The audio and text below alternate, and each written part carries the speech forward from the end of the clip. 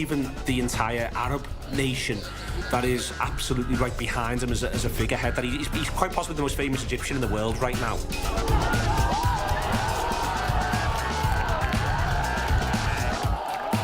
People the world over idolise you now, Mo, but particularly those youngsters back in Egypt. And you take that responsibility seriously, right? I know you are hugely enthusiastic about being part of the anti-drug initiative, for example. Tell me about that. When they asked me to do that, I said, yes, of course, I do it. I love that. I love to feel like I'm helping the people, and everyone saw me like a role model. What do you think of my driving? Until now, it's fine.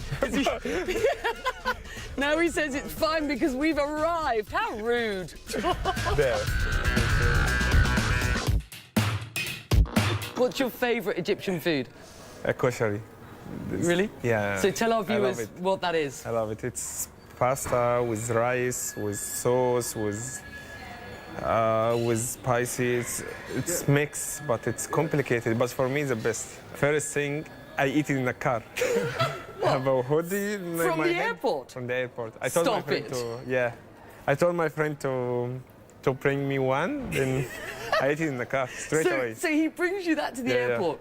You put your hoodie up because obviously otherwise you're going to get mobbed, right? No, but I jump in the car. Then I start eating in the car with the hoodie. So. Do you miss home?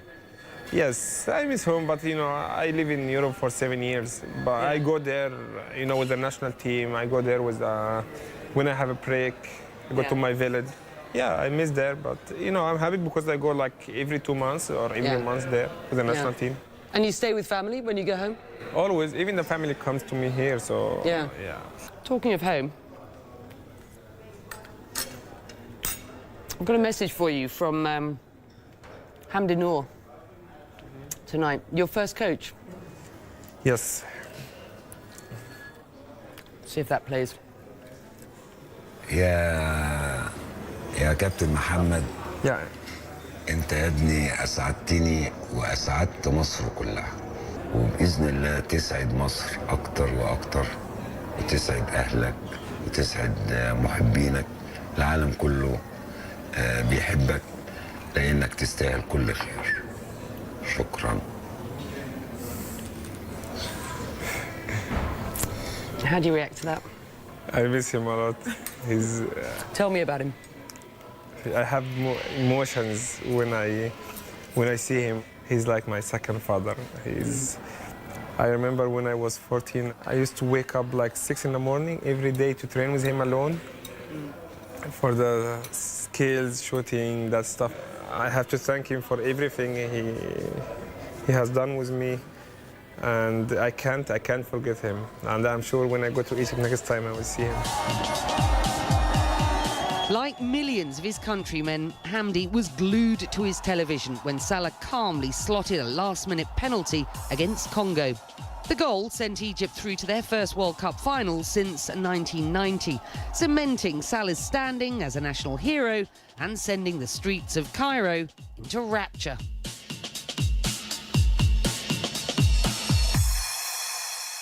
Tell me about the national team. I mean, clearly you're going to make the squad. I'd be very surprised if you didn't. We are new players together, most of us same age. We play together in national team under 21 and under 17. Right. So remind us who's in your group. Yes, we have Uruguay and Russia and Saudi Arabia. Right. So the Saudis play the Russians in the first game on the opening night, and then you play Uruguay. So can you qualify? If you ask me, in my opinion, I will not say we can. I say we qualify. We already qualify. Yeah, we will qualify. Of course, you have a difficult group, but we go with the confidence. I'm sure we're going to qualify. And he will for Mohamed Salah to score again. Mo clearly, you know, loves his country. He's an absolute hero in Egypt. I'm supporting Egypt. I've already decided. We've got an I'm Egyptian 41 flag. years old and I was thinking about buying the Egypt top, to be honest with you. This isn't your first Premiership club, of course. You're at Chelsea as well, and then out on loan to Fiorentina and Roma. What happened at Chelsea? Are you disappointed? That it didn't work out. So I feel like it's not.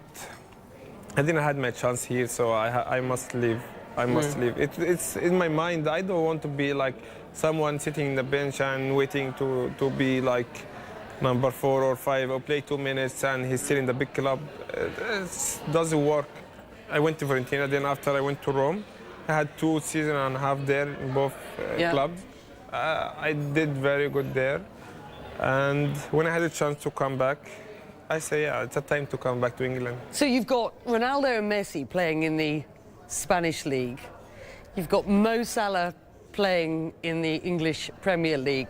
Lots of comparisons being made between the three of you now. Many people saying you are number 3, maybe number 2, or even number 1. What are you, Mo? What do you consider yourself? I consider myself... Go on, tell me. Nobody's listening, I promise you.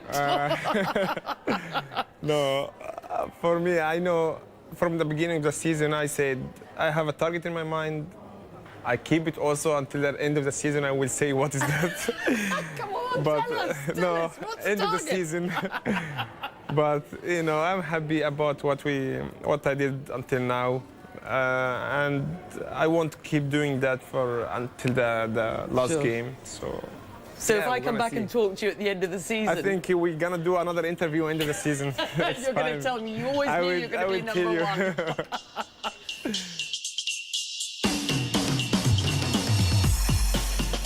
I left Mo at a suit fitting ahead of English football's annual Player of the Season bash.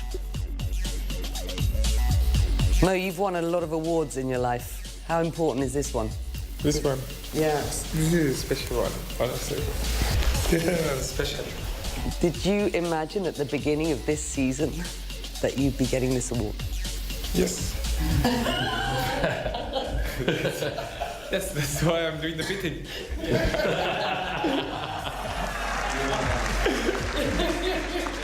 And the winner, Player of the Year 2018, is Mohamed Salah of Liverpool and Egypt. A fitting finale to what has been an extraordinary year. Mo Salah has become a superstar, carrying the hopes of Egypt, a role model as the world's most famous Arab sporting son, and the Egyptian king of Liverpool. And from what I've seen, he wears all his crowns with ease. Becky, I told you I would win this.